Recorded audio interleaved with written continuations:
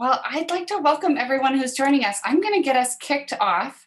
Thank you for joining us tonight for this virtual St. Patty's Day happy hour with the Wenatchee Valley Museum. And before we get started, I just want to take a moment to thank Blue Spirits for partnering with us on this event. They have generously agreed to donate a portion of the proceeds from tonight's event to the museum. So thank you for purchasing tickets to the event and participating at home. I also want to welcome our members joining us tonight and thank our members and our community for their generous support for the museum.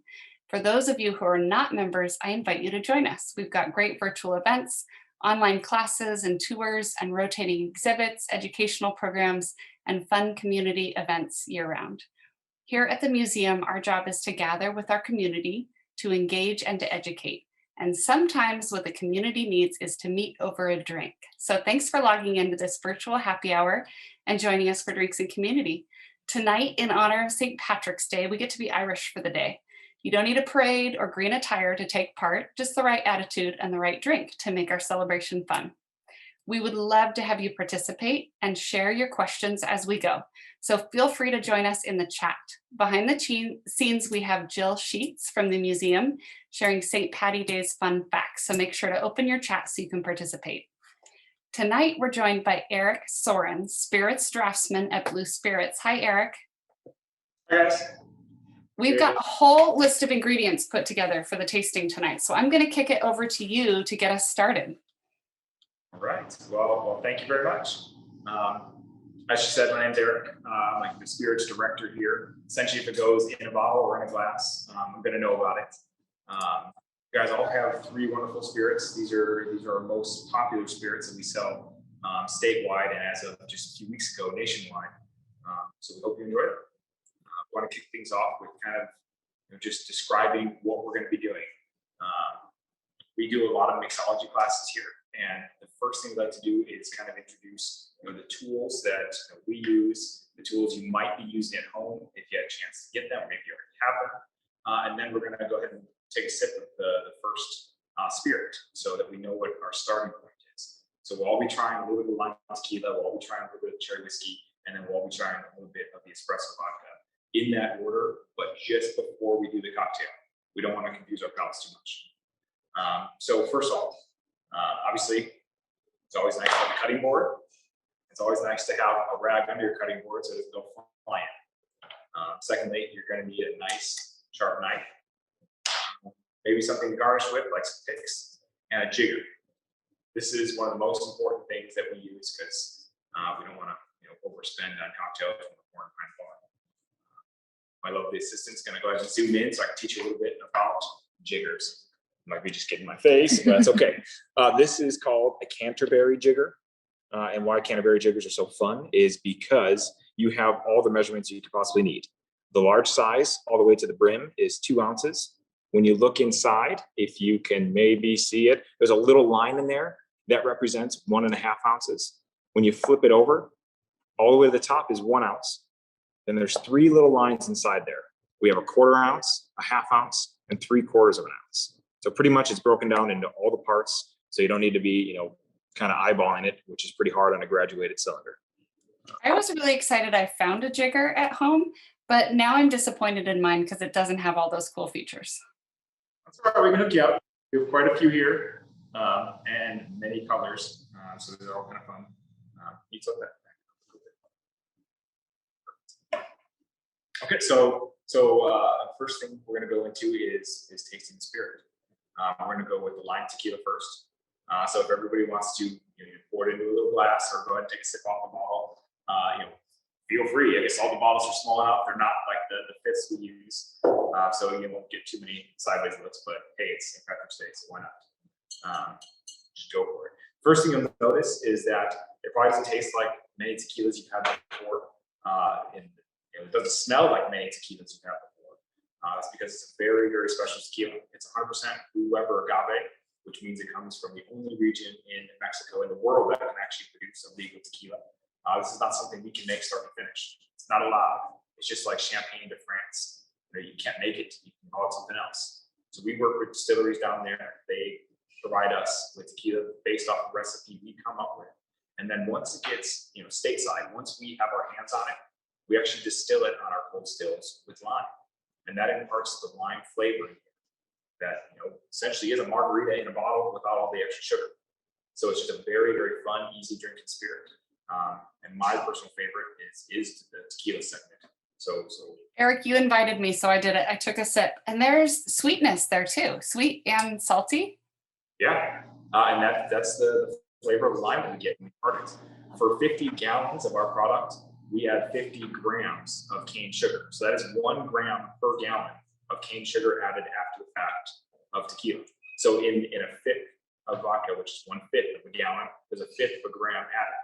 It all comes down to the water source, being our Lake Chelan water. It comes down to how the tequila is made, in very, very big refinery in Mexico, and then how we distill it with the limes and that flavor that really pops off.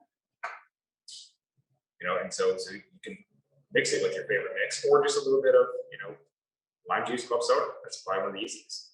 So today we're going to be making my favorite Paloma. So that's with our lime tequila, obviously.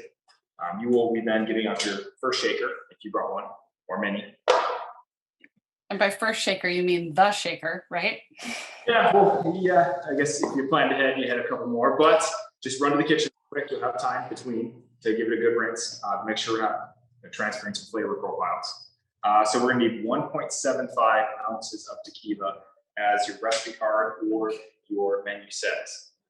Something I noticed when I was proofreading those recipe cards today, there is a typo on that tequila recipe. We're not using egg in this tequila. We're going to be using egg in the next recipe. So tequila, 1.75 ounces. Or you're going to use, if you have the larger size jigger, you use 1.5 ounces. Flip it over. Remind me, did you say that was to the rim? Well, in yours specifically, right? You could. The rim of the big size in yours is, so you might as well go for it, right? St. Patty's Day. I'm going for it. Challenge accepted. Challenge accepted. Great. Perfect. So 1.75 ounces. You're going to go ahead and throw it in your shaker. Next up, you're going to need fresh lime juice. Only 1/2 ounce of that. So if you are using just a 2-sided shaker, most likely it'll be half of the smaller side of the shaker jigger you have. For ours, we're going to go to the 1/2 ounce line. For that, your shaker. You sip on this one. Then add ice. Add ice to the shaker. The official bartender's guide says you should never shake longer than 19 seconds. So I don't think we need that much time, but we are for sure going to say just a few seconds. Go ahead and leave that to look cool while you're shaking. I'm guessing you've had some practice, but I'm thinking I might not have as much finesse as you do. Hey, I'll be paying attention, so don't mess up.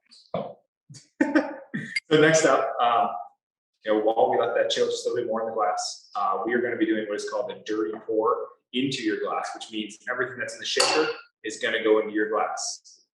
Just so we're not losing any tequila, we're not losing any fun, and because this drink is meant to be enjoyed, over the course of say 15 to 30 minutes, it doesn't exactly matter if we're diluting just a little bit. But what's next is we're going to grab our rocks glass, which is the short fat one, and we're going to go ahead and rim it. This adds, another flavor to the mix. Specifically, in all the kits, we have tahini, I believe, which is a very nice kind of sweet, spicy, smoky spice that we like to bring the glass with, and it's very traditional for Palomas. So next up, we're going to come on in. You're going to take fresh lime if you have it, or your lime juice. Either or is fine. And we're just going to coat just a part of the rim of the glass, just in case you don't like the flavor too much. I prefer to only do one side.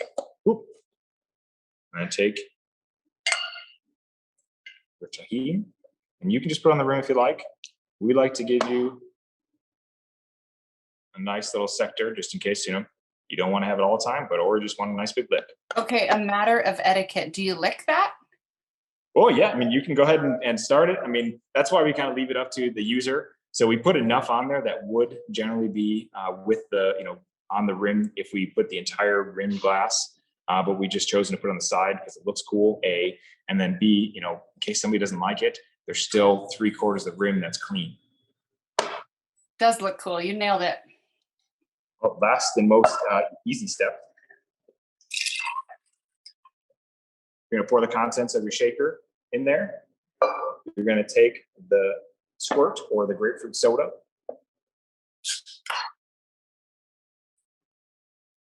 Fill to the rim. And once again, if you have it, your lime. It's just your nice, easy garnish. Cheers. Super simple. Cheers.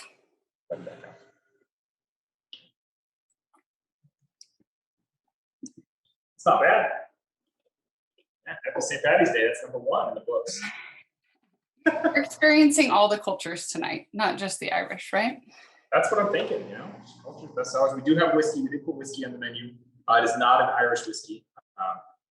Obviously, we are in Northwest America. So it's not like we have made an Irish style whiskey before. They're more traditional to the materials they have there, the grains. So ours is going to be more of a traditional American whiskey, American bourbon profile that we combined with natural cherry extract during the aging process. So it's not too much for personal favorite out of Blue Spirits, so I'm excited for that one. Well, we do chocolate cherry Manhattans all year round, so we hope to see you, in some form or the other, up in Leavenworth. You guys are getting out of the town. Good, looking forward to it. All right. So next up, we're going to do the next tasting, cherry whiskey. Yay, let's do it. Same as go ahead and take a sip if you're sharing with others. Form little glasses. What we're looking for in this one is this is just a nice, easy sipper. Normally, our whiskeys, when we proof them, are between 91 proof and 120 proof when they come straight out of the barrel. And sometimes we put those barrel strength whiskeys into bottles as a reserve distiller's cut, because all the flavors there, all the proofs there, a lot of fun. Other times, in the case of the cherry whiskey, we proof them down a little bit lower. This one is going to be 80 proof. And what we're looking for is something in between a whiskey and an amaretto. An amaretto is a sweeter liqueur, and obviously whiskey is probably what you've all tried before, the corn and rye-based distilled beverage. And so we have a little bit of spiciness from the whiskey. We have a little bit of sweetness from the corn that's in there, as well as the natural cherry extract. And it's just a nice sort of aperitif that's verging on the side of having just a little bit more alcohol. So it's a little bit drier than going straight for a liqueur, like the creme de cacao that was actually in your kit. So if you were to try that one and the next one, the next cocktail, you'll notice that is a lot sweeter than the espresso vodka, which is even a little bit. And I'm getting those amaretto notes from it. Is there, you'd said there's no almond in it, right? It's just giving you that, right, that vibe. Yeah. It's just a lower proof on the whiskey. When you add water to whiskey, it actually makes it somewhat of a sweet tart flavor. When we don't, that's called proof. When we don't add water to it, when it comes straight out of the barrel at 120 proof, 118 proof after, let's say 4 years, because some of it has evaporated. That's called the angel share. What's left in the barrel is called surveillance cut, and what we sell to you is it's called pure goodness. But when we proof it lower, it actually gets sweet and tart. And then once we hit the cusp of in the 80 proof range, that's when the flavor of the corn really starts coming out that was used to make whiskey. And that's the sweet profile that we're looking for. So for this one, we're gonna need a coupe glass. And coupe glass is wide rimmed, stop glass, generally very pretty. And this is because we're not going to be using directly pouring ice in this one. We're actually going to be straining it. You can use a strainer. You can also just use your knife on the side of the tin when you get to that point. We're also going to be using egg whites in this.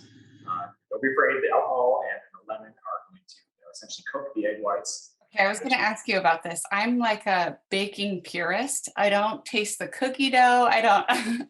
So you're saying that the alcohol is going to eliminate any normal worries I would have about that?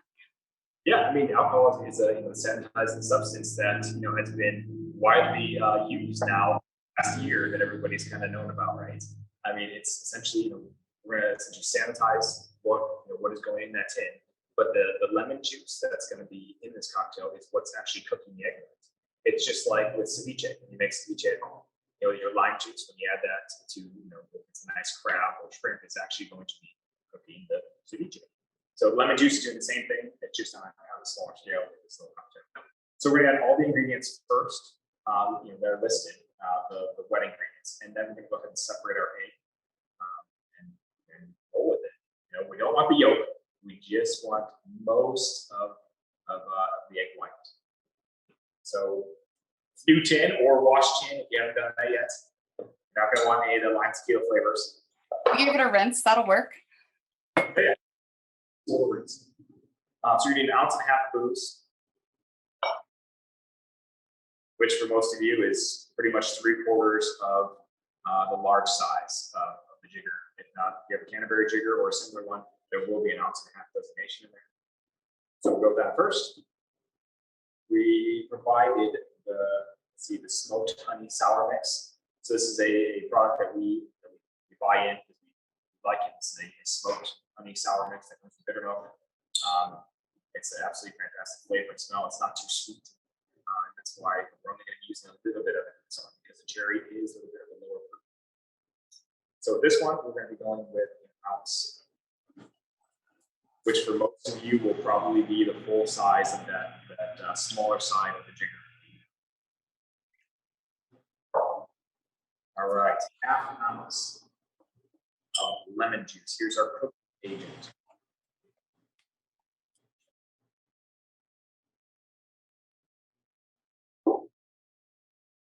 And then, see, we provided everybody with what we're calling our habanero extract. It's a little bit easier than explaining what firewater tincture is. Firewater tincture is almost a bitter, but it does not have the bittering agents. So it is just an extract, and it's habanero based as well as with some other peppers, but it's also alcohol as well. That's how they refine it. So we're not actually diluting the drink with using this. On mine, there's a little stopper that really is a dash. For you guys, I'm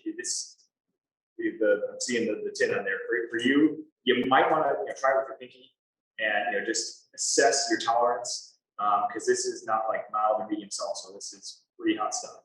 So we like to only do a dash in there, and a dash is if you have a little like eyedropper, maybe 1 or 2 drops of an eyedropper. I totally see why you had us try this, and yet I just dipped my finger in there and tried it. So woo, that's strong. I like it. There's no oils in this, so it shouldn't linger too long if you do use too much. So it's not going to be all bad, or it's not going to be all bad for too long.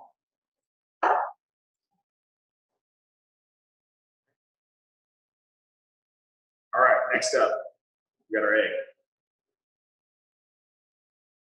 Come in on this one a little bit. So this is a separate tin. This is the tin that is my discard from the first one because I'm not going to use it again. So just in case, I don't want to get the yolk in the drink that we're making. So I recommend not cracking this egg over the cocktail you are about to consume. And all you want to do is separate that white. In our case, came out pretty easily. You don't want to have too much of any other garnishment. So essentially, any of the yellow or any of the little white floaties in there are not going to be what you want. Usually the liquid that comes out first, that's all you really need. And if we're trying to put like a volume to it, a measurement, it should be about 3/4 ounce to 1 ounce if you're using that jigger. So then go ahead and add that to your shaker. Discard the rest or make an omelet. It's your choice. And then go ahead and add ice. With this one, just a few pieces of ice. If you put too much in there, you're not going to get the kind of foam that we're looking for. And that's what shaking the egg is going to do. We're going to cook it, we're going to create foam that makes a very light, frothy drink. So this one, you almost want to do the full 19 seconds, because that's what's going to get that emulsification.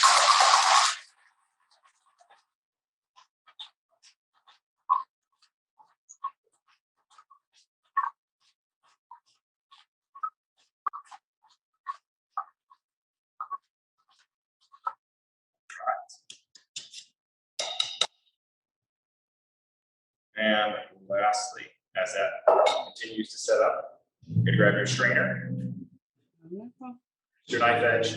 You don't want any floating ice in this one.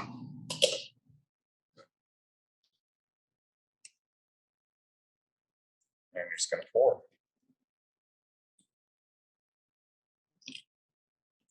And watch it set up.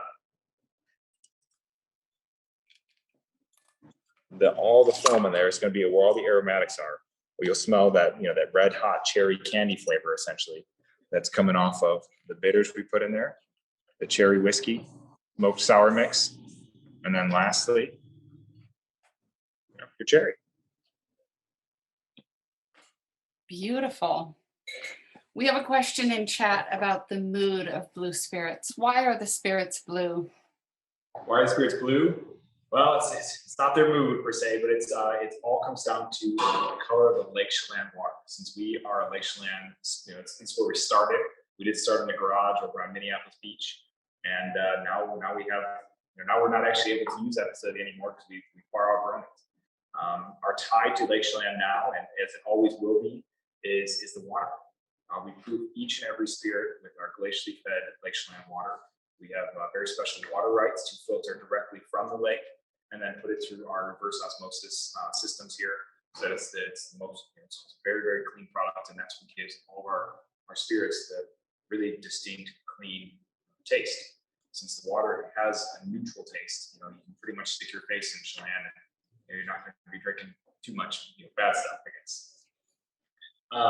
So that is the story behind the Blue Spirits, and actually on all of the larger size bottles, unfortunately not the ones you guys have, we have these labels that are government mandated. They're called over the top labels. But on each one of these that go over the top, which we do by hand, thousands of bottles, it has the first image of Lake Chelan from when the company essentially started. So we put that image of our Upshot Lake. It's on a sparkly little over the top label, and that's something that probably will always stay with the company. It's intense, it's hugely labor intensive, slows the production line down, but it does look pretty good. Right. It looks cool, and that's what matters, huh? And then here, Deacon, back in. So then, if you guys have seen, most of the time, this is how your drink will arrive to you. You see the two different levels. So when you go to a bar, that's mostly how the drink is going to arrive to you, because it sits on a server station for just probably a minute or two. But that's where all of our foam, that's all the egg white, is the two different levels. We have the cocktail below and the foam froth sitting on top. Lots of times we'll draw pretty pictures in there too, so it's all kind of fun. What do you draw in the foam? Is it like the barista? Yes, I'm glad you asked.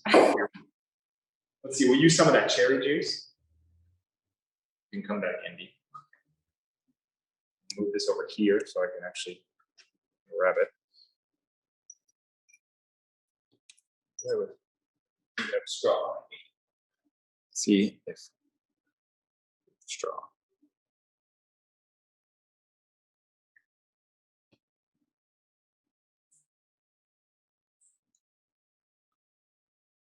It's like a one-time use straw. And okay.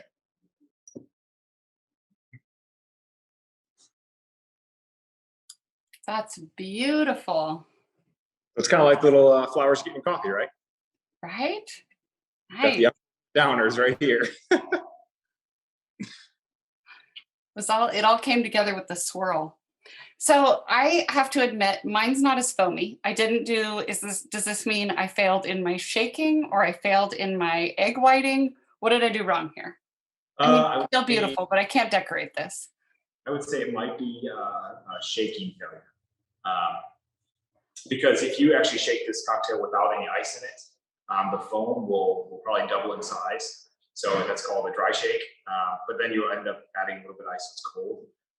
So it might, the egg, you probably got enough, maybe you didn't get enough egg in there, but it probably was down to the shake. It has to be a, kind of a hard, firm shake. And a lot of times you end up wearing a shake. So it might be a better thing your foam isn't as deep as this one, because you might be wearing the cocktail. I blame user error. I also went to add my dash of habanero, and I was doing it so carefully that I accidentally added the whole thing. So it's actually fantastic. but. Well, you know, some cocktails are for you, some are, you know, you share, and maybe that's one that you share. Okay. I hope we're not moving too fast. But next up, we have our espresso vodka. And this is our #1 seller since we actually brought it on board in 2012. We started Blue Spirits as a coffee roasting company. And when I say we, I mean Jeff and Heidi. So this is a family operation. There's a couple cousins involved. There's myself and Jeff and Heidi. They actually started as coffee roasters.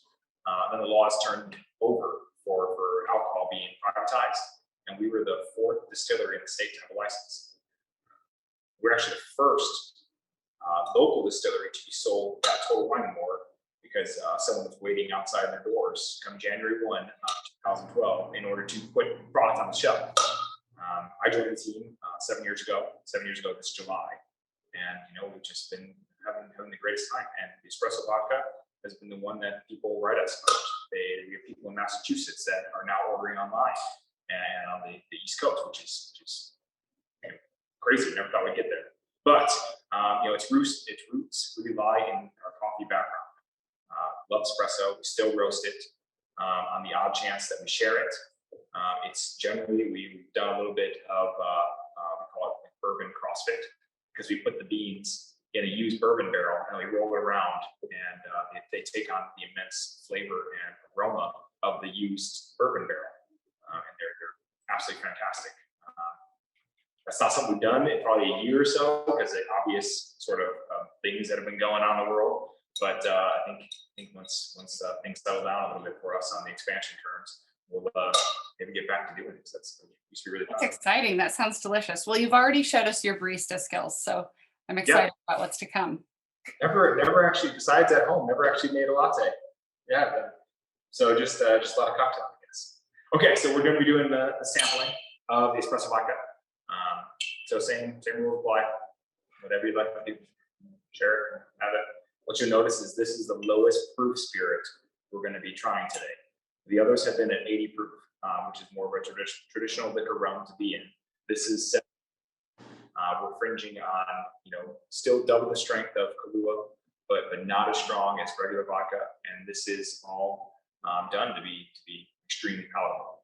We want the aroma of the coffee to be prevalent. We want the chocolatey notes and the tart cherry notes of the roasted beans to be, you know, 100% there. This one is a sugar added product. As most of you add sugar to your coffee, we think it's kind of, you know, just in tune with what's normally done. This is about 150 grams per 50 gallons. Again, so we don't add an immense amount of sugar, but proofing it a little bit lower does release some of the flavors. The thing that is not added to this is a citrus note, but a lot of people do get an orange burst when smelling this one, and maybe that's just, you know, how the beans crack and how the espresso was roasted before we distill this. Fantastic over ice cream and your coffee. I mean, as we all are, most of us are working from home. You know, I don't think you can get pulled over in your commute from your kitchen to your living room anymore. So have that in the morning if you want to. Sure. Okay, this one is a martini, which is, you know, everybody's going to be using a martini glass, the tall stem glass. And we're going to be grabbing a as well, or rinsed shaker.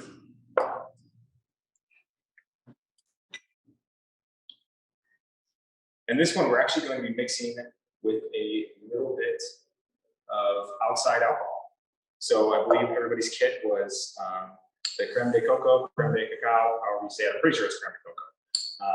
So if you wanted to do a little sampling of that, just to know what it tastes like as well, I mean, that's, you know, totally okay. I believe for this one, we are just needing 3/4 ounce.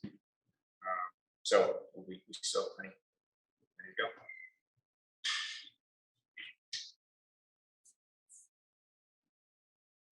That's going to give us those yummy chocolate notes then in there, won't it? Oh yeah, I mean, because there are some prevalent in the espresso vodka anyway, but you know, this will definitely start hitting those, you know, really the Hershey, you know, gut punch essentially. Let's just call it that. Okay, so we need 1.75 ounces. espresso vodka. Or if you are obviously not traveling anywhere and you have the bigger side of your jigger ready, just go for the 2 ounces. Why not? That's what we've done. Gone for 2 ounces. We need our ground cocoa. We're going to be doing 0.75 ounces, so 3/4 of an ounce, or 3/4 of the way up that 1 ounce side of your jigger. We need our half and half. I'm going to vote to go against it today. I like mine a little bit drier, but if you want to put the half and half in there, feel free. That's just going to be an ounce of half and half. So you'll be doing obviously the smaller side of your jigger. And the chocolate bitters. So that's the other little ramekin that was provided in your kit.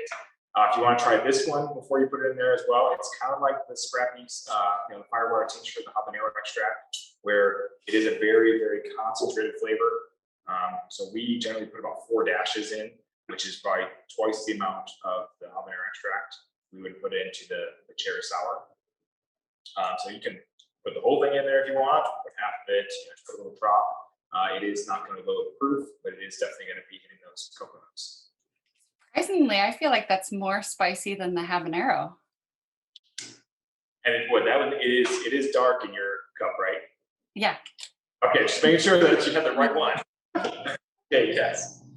I mean, that might be because this is a bitter. This is a bitter, not a tincture. And bitters have the bittering agents, which means they have more spice in them too, like allspice, cloves. And this one's predominantly going to be, the cocoa nibs, chocolate. Right. This one's simple. That was 3 ingredients, right? I have 4 ingredients. I'm sansing the half and half of the fresh cream in mine. All we're doing is adding ice now. And this is the martini that we want to devil too cold, so go ahead and add a lot of ice.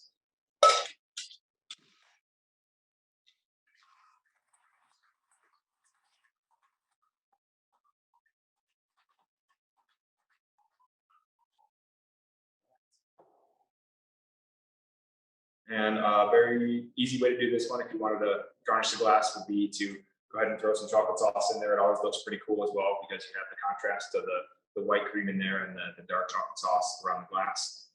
Or for this one, I was going to show you another kind of cool garnish that's really simple. So you need orange if you have an orange. And all we're doing, I'll go a little bit slower in this one too. So all we're doing is cutting a nice, pretty even slice of peel, from top to bottom. I'm gonna lay it flat. We're gonna trim it, just so we can make those edges razor sharp. So trim both the sides, pick an edge on the top, and preferably you want to, have them cut the same way. Then you're gonna cut the bottom on the same way. It's important to do this step first. What you're going to do is you're going to cut a little kind of a mouth-shaped hole in the middle of this. I would say about 1 inch long if your peel is big enough. And then you're going to pick a corner, one that you're not going to intersect with the middle, the hole that you just cut, and go ahead and slice down a little bit. If you want to get a little bit crazier, flip it over, and then you're going to pick the opposite corner and slice down till you're about halfway. Go ahead and pick it up. Should look something like this. Bring your glass into frame. Express the peel, so you're getting some of the orange oils in there. Bend it, and it should sit right on the rim of your glass. Go ahead and open up your shaker. And once again, you can strain this one with the edge of your knife or a strainer, if you have one.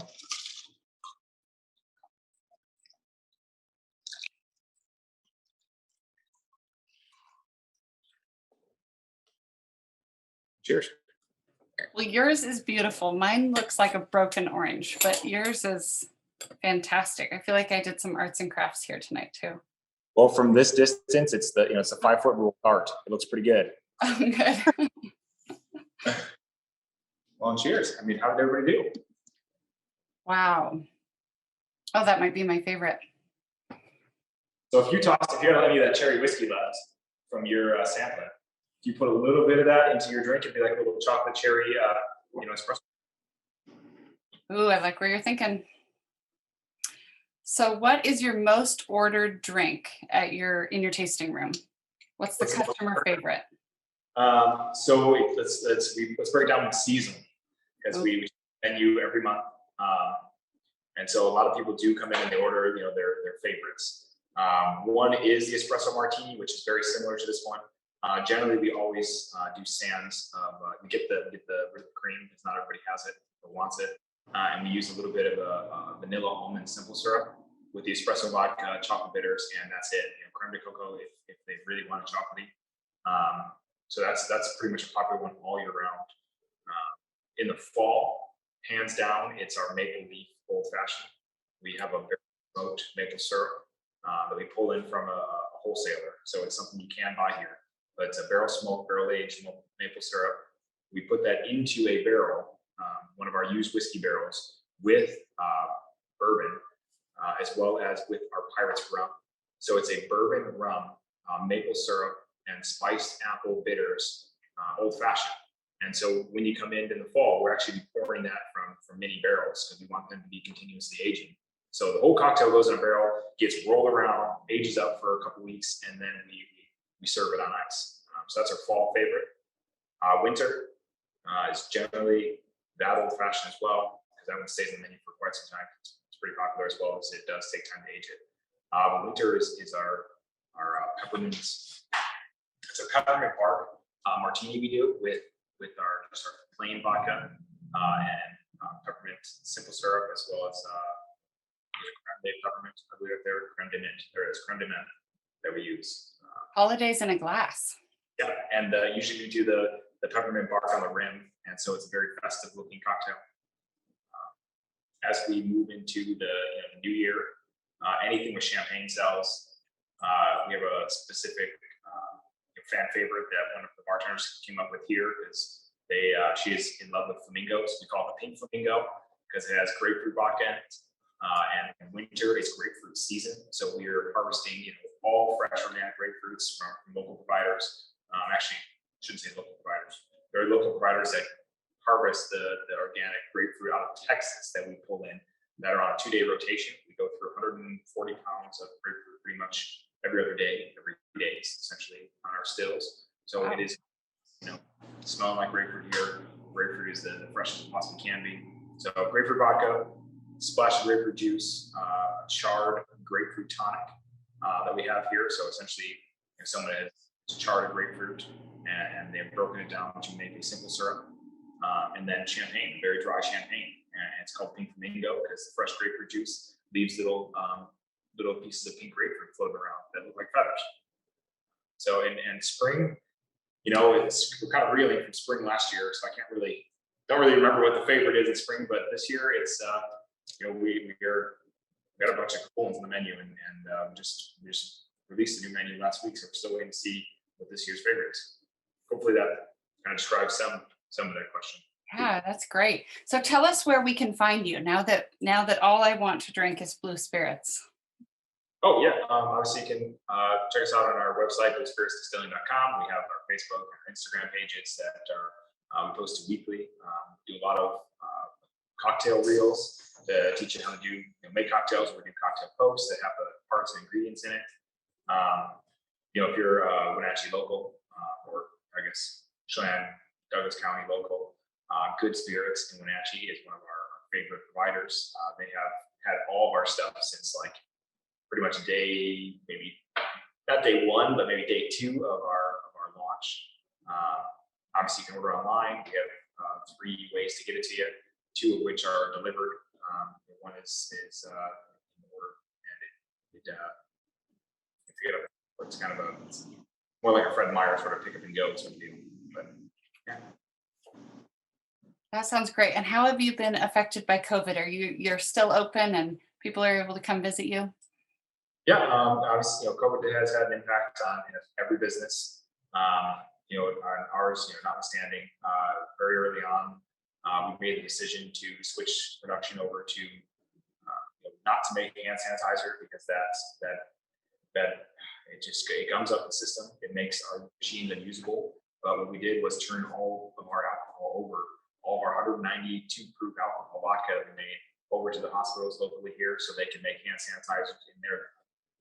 And so that was what got us our essential destination, kept our people employed, kept essentially the vodka flowing. And we at Blue Spirits are a company with two brands.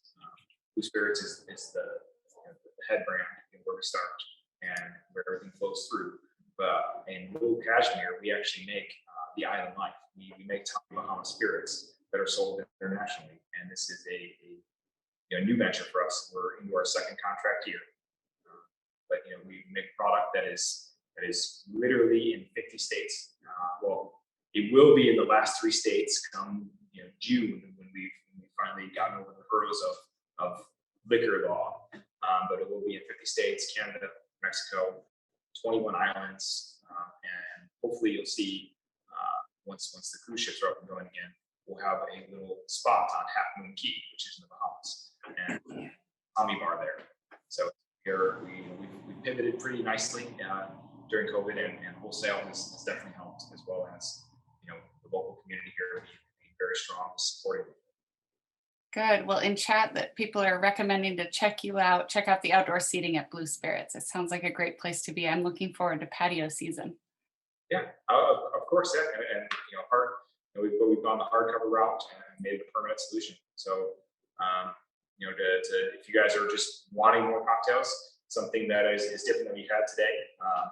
We are actually having a live music event this weekend, Saturday, 6 to 9, as well as the following weekend. We're trying to bring back live music in a safe environment because obviously we have the grounds for it. We have space for people to spread out. We have the alcohol to keep it clean, and I guess we also have the alcohol cleanse from the inside out going for us too. Good. Well, that's exciting. I see that we're coming to a close. Is there anything that I haven't asked you that I should have? Or I'll invite our attendees to hit us up on chat or Q&A. Anything you want to know from Erik about Blue Spirits or about alcohol? Erik, when you were talking about vendors for your grapefruits, which I wish we grew them locally, that'd be awesome. I was thinking about wheat. Do you use any local farmers or producers? You talked about local Lake Chelan waters and that sort of thing. Yeah. So grapefruit is going to be one of the things that is not going to be a locally sourced thing. Not a Wenatchee thing. No. No, not a Wenatchee thing. But we do use like Charlie's Produce, which is a Seattle-based company.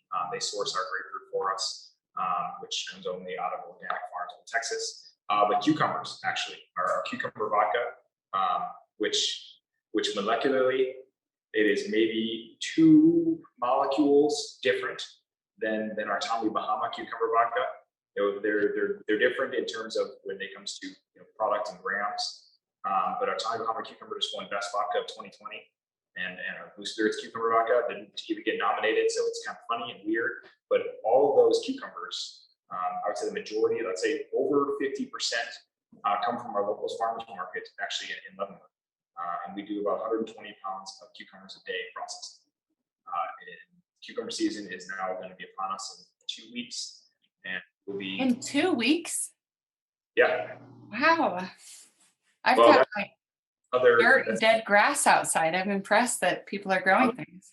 That's the other 45% that doesn't come from locally. Okay. So those are out of BC organic hothouses. So we have to have those shipped into us. But the key is that they're organic and they're fresh. And if they don't smell or taste good, they don't go in the vodka. Because the first product that goes in is what's going to be the end product that comes out. And what makes it special is the way we distill. At the start of our distillation process, we were one of only 5 people in the world to use our distillation process. Now there's more like a couple handfuls. And we are all extracting just pure cucumber flavor from raw goods. And when we get to peppers, we do that with peppers. We do that with lavender, the source of lavender out of Washington as well as Oregon. So I mean, there's a mix of locally sourced products. Some products you have to order in. Oranges, I mean, you kind of have to get those from California or Florida. But there are a mix of products that we do here, like our pickle vodka, which is oddly enough, our second best retail at this location seller, is sourced from a local pickle maker. Okay, I could actually get on board with that. I feel like my problem with pickles isn't the flavor, it's the texture. So pickle vodka, that might be something I need to try. I'm not a fan of like those like wimpy pickles. They have to have a good crunch. So yeah, super on the garlic forward side for me. But pickle vodka is absolutely killer. You have a refined pickle palate then, huh? Well, I don't know if I want to claim it, but sure. Didn't know that was a thing. I'll strive for that. Yeah. Straight from the record. Great. Well, I'm not seeing any other questions in chat, so I think I'm going to bring us to a close. I want to take the opportunity to thank Erik for joining us tonight, for telling us about these delicious spirits, and for having lots of fun mixing and learning new recipes. I also want to thank all of you again for attending for this virtual St. Paddy's Day happy hour and for supporting the museum through your ticket sales. We invite you to participate in our next Made in Wenatchee tasting featuring Union Hill Cider Company for a cider tasting at 7 p.m. on Wednesday, April 14th. Registration will be coming soon on the museum's website. Before I say goodnight, I also want to invite you to come visit us at the museum. All galleries at the Wenatchee Valley Museum are open Tuesday through Saturday from 10 a.m. to 4 p.m. at 25% capacity. We just opened a new exhibit virtually, the 42nd Annual High School Art Show, and we're set to open the Vintage Toy Tomfoolery exhibit on May 8th with an in-person carnival-style event for members only by appointment. Learn more and join us at WenatcheeValleyMuseum.org. From all of us at the museum, we thank you, and we can't wait to be back together again in person soon. Thanks, Erik. Cheers.